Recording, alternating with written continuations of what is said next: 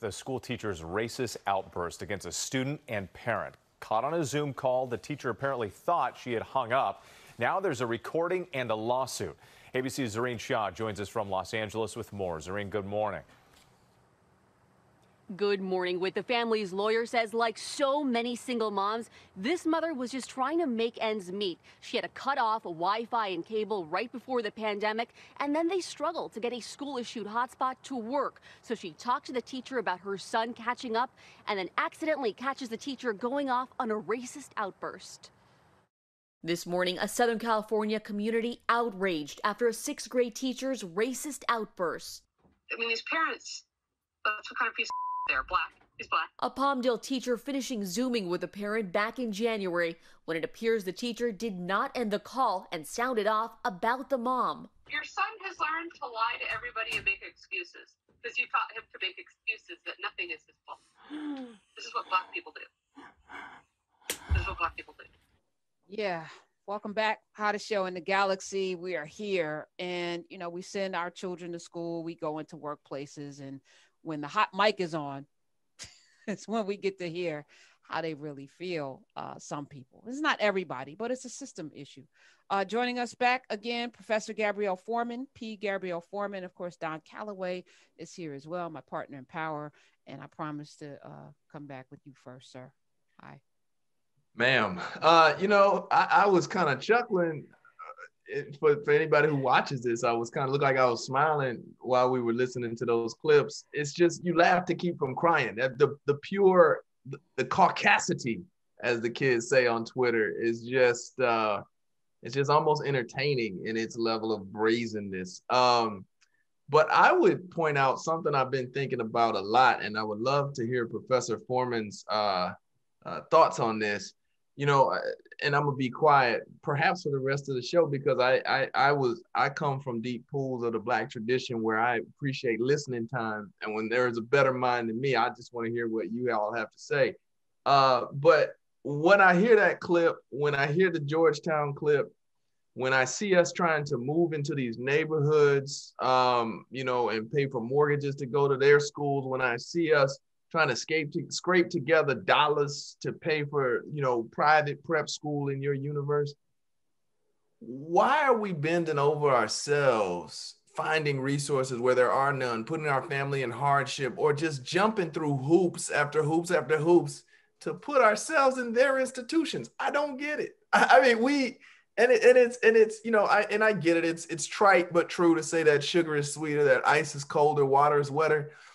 But we should know by now. You know, when I see a Raphael Warnock out of Morehouse College and a Kamala Harris, you know, out of Howard University, why do we continue to bend over backwards to put ourselves in positions to be despised? In the words of my brother Michael Render, Killer Mike, excuse my language, he says, Dr. King went to Frederick Douglass and Morehouse. You know a nigga smarter than him? You know what I mean? Like, what are we looking for? What is the goal? And I know, Karen, you hate to hear the N word. I'm trying to stop saying it. But like, I keep coming back to what is it in us that is making us bend over backwards to subject ourselves to people who hate us, you know, and to subject ourselves to a universe who does not want to see you excel. And I hope that I'm not saying my kids will always be in blackety black institutions, but I do hope that I'm done bending over backwards to put them in institutions that tolerate them at best and on an average day despise them. And there's a lot to the clips we just heard and to the comments you just made. And one is that the standard for us is often perfection.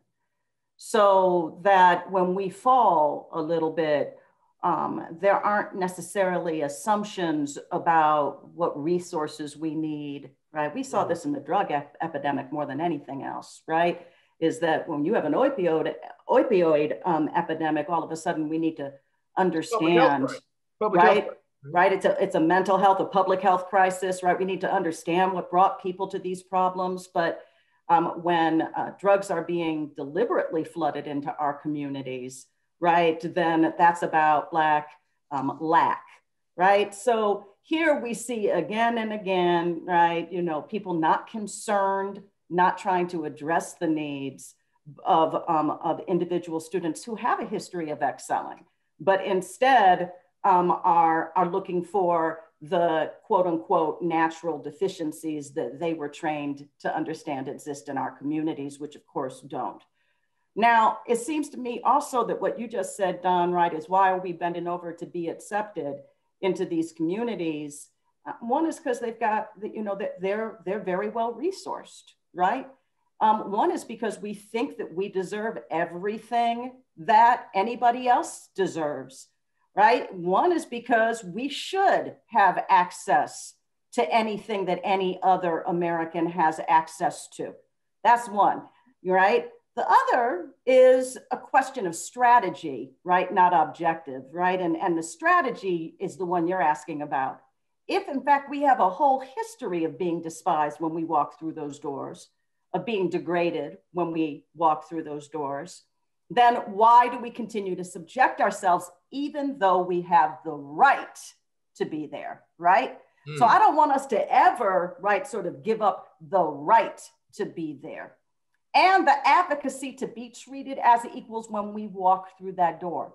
But we do also have a long history of creating the very institutions you just talked about: Black schools, Black newspapers, Black communities, Black political organizing. All of that is also true, simultaneously true, right? And so it seems to me that we are taking simultaneous tracks to full equality, and that there is no place where we don't get hurt in a system, right, that is also not, as Karen said, necessarily set up for us, that has some structural barriers, right, that continue to ensure that we're not playing in an equal playing field.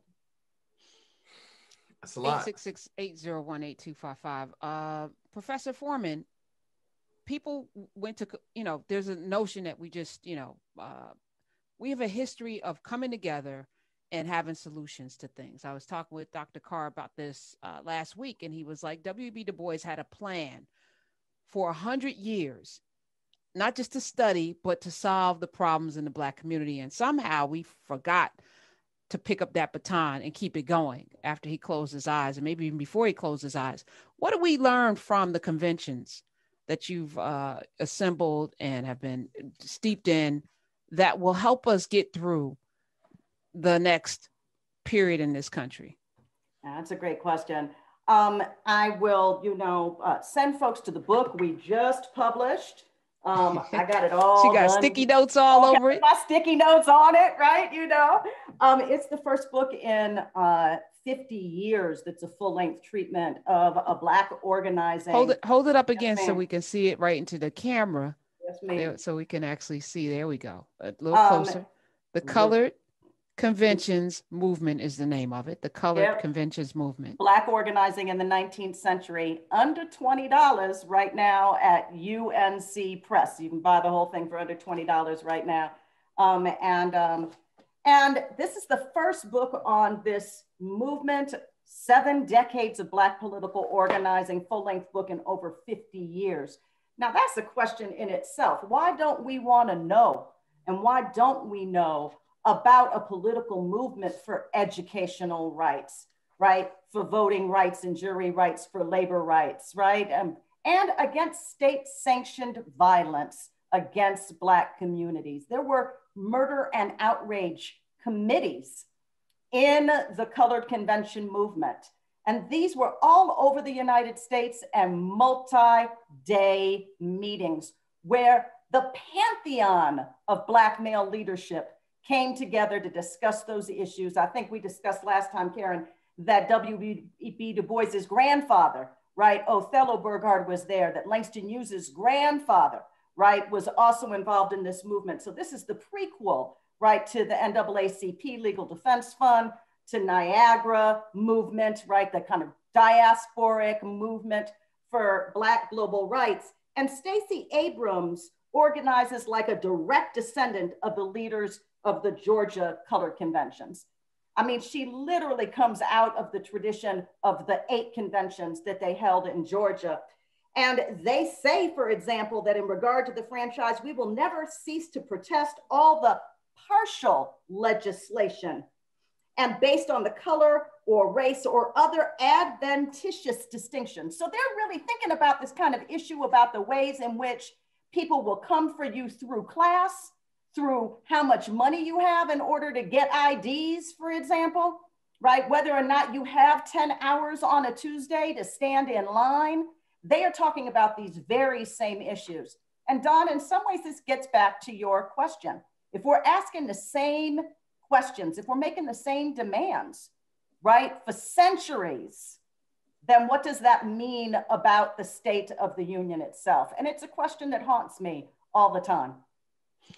Well, some of these answers are in your book, and I just want to applaud you for putting the work in. But we didn't have to read it and learn the lessons that were, some conclusions that were arrived at that we aren't putting into practice right now. So we're going to keep having this conversation. We're going to keep having you back on the show because history matters. And if we keep doing the same thing and not learning from it, what's the point?